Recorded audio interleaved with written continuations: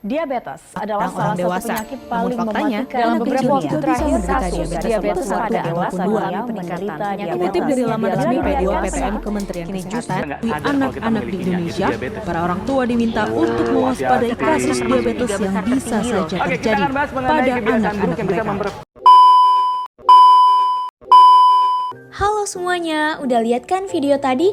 Ternyata penyakit diabetes mellitus ini merupakan salah satu penyakit yang mematikan loh, di mana Indonesia sendiri menduduki peringkat ketiga penderita terbanyak.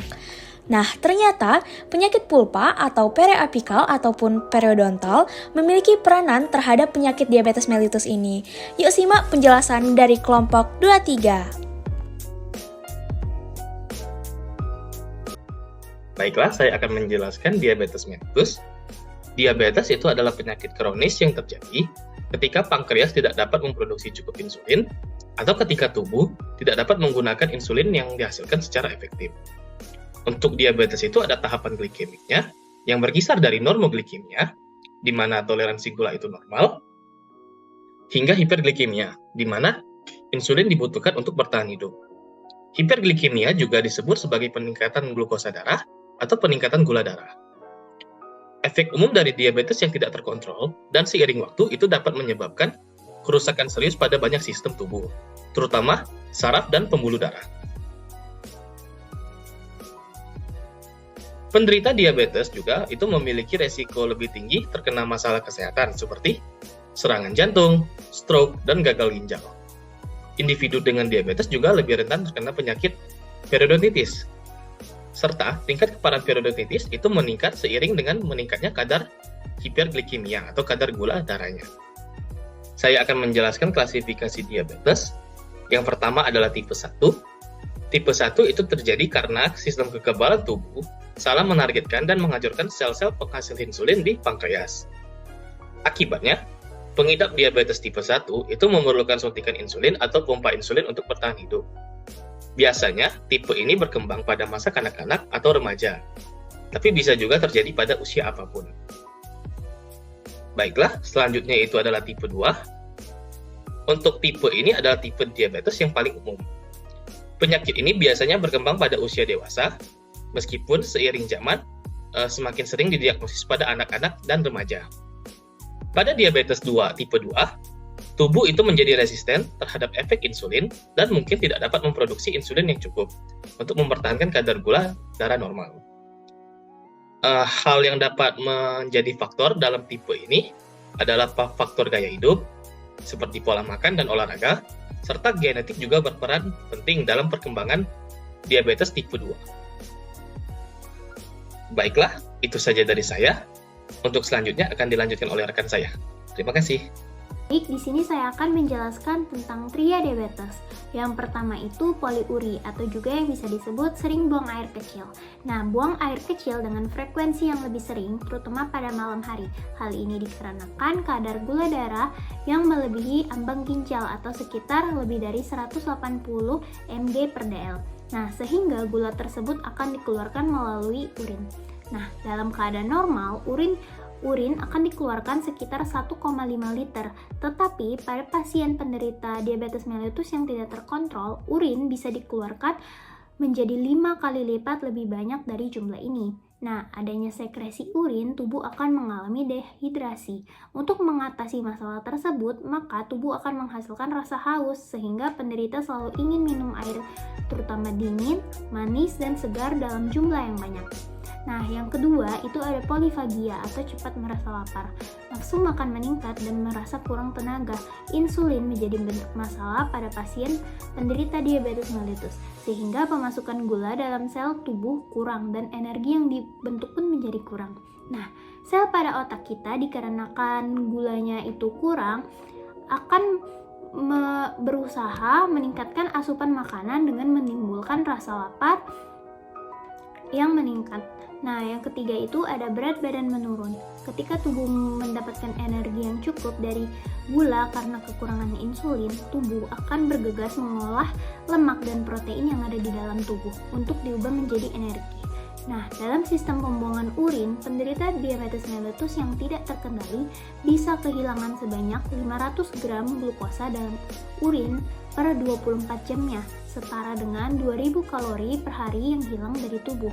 Kemudian gejala lainnya yaitu timbulnya kesemutan pada kaki, gatal-gatal atau luka yang tidak kunjung sembuh.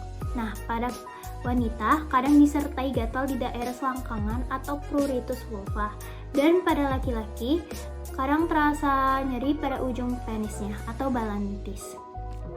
Untuk etiologinya itu sendiri, yaitu gangguan metabolisme yang terjadi pada organ pankreas yang ditandai oleh peningkatan gula darah atau yang bisa disebut dengan kondisi hiperglikemia yang disebabkan karena penurunan jumlah insulin dari pankreas. Nah, penyakit diabetes mellitus ini dapat mengakibatkan gangguan kardiovaskular yang dimana merupakan penyakit yang terbilang cukup serius apabila tidak secepatnya diberikan penanganan, sehingga mampu meningkatkan penyakit hipertensi dan infak jantung. Nah, untuk faktor diabetes mellitus tipe 1 ini merupakan hasil dari reaksi autoimun terhadap protein sel pulau pankreas yang disebabkan oleh faktor genetik, lingkungan, usia. Nah, resiko untuk mengalami DM tipe 1 ini berhubungan dengan kerusakan gen. Saat ini diketahui lebih dari 40 lokus gen yang berhubungan dengan DM tipe 1 ini. Nah, riwayat keluarga jarang dijumpai, hanya sekitar 10-15% pasien yang memiliki keluarga derajat pertama dan kedua dengan DM tipe 1 ini. Nah, faktor lingkungan juga berhubungan, seperti infeksi virus dan diet.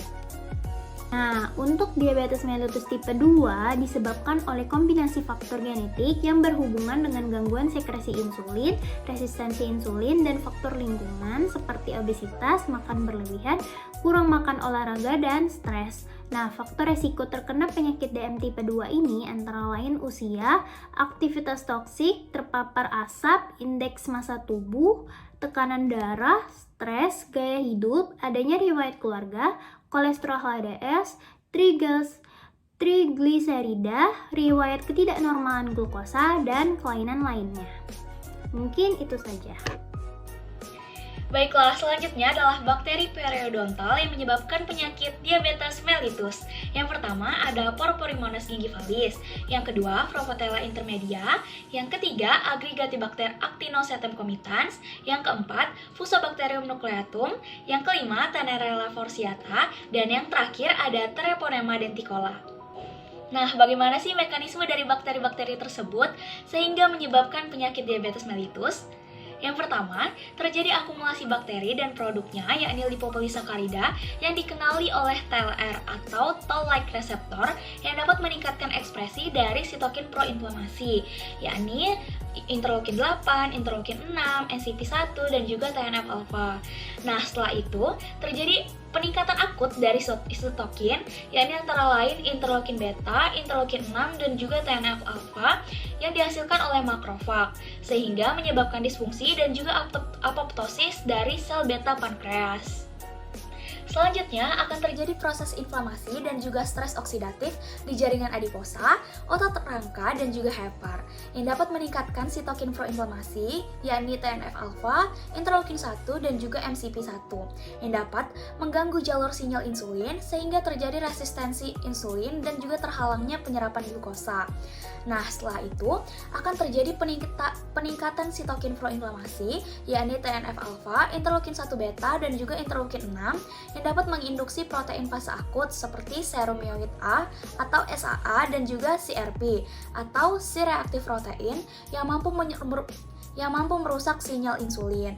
Nah, setelah mekanisme tersebut, yakni infeksi dari bakteri, lalu terjadinya disfungsi dan apoptosis dari sel beta pankreas, terjadi resistensi insulin, serta peningkatan dari SAA dan juga CRP, hal-hal inilah yang akan menyebabkan terjadinya diabetes.